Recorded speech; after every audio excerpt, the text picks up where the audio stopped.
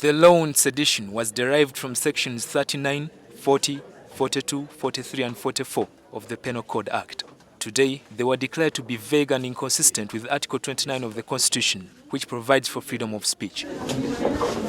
The ruling comes 5 years since the petition against the law was filed in the Constitutional Court. It was filed by journalist Andrew Mwenda and the East African Media Institute, who argued that a person who takes up leadership should be able to tolerate criticism. And I consider the law of sedition to be extremely primitive and inconsistent with any constitution in this world.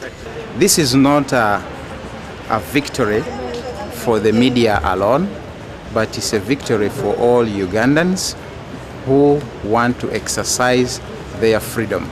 But it's also a very positive sign for extending the boundaries of free speech and freedom of expression. Several journalists and politicians were facing charges of sedition, but could now see their cases dropped by state. Haruna Kanabi is the only journalist to have been successfully tried and sentenced to 5 months in prison and a fine of 50,000 shillings under the law of sedition. However, the Constitutional Court upheld the law against sectarianism.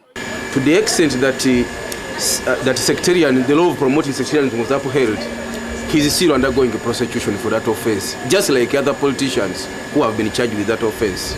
The judges ruled that the petitioners did not adduce enough evidence to show its unconstitutionality. Mwenda and the East African Media Institute plan to appeal the decision in the Supreme Court.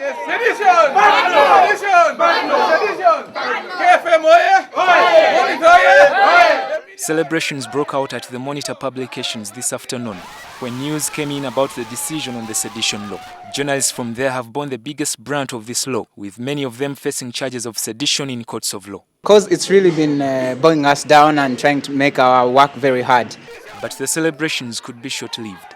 Parliament is in the process of considering a bill that seeks to empower the Media Council to revoke the license of a media house accused of publishing or broadcasting offences, including those similar to sedition.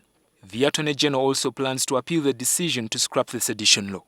Frank Walusimbi, NTV Tonight.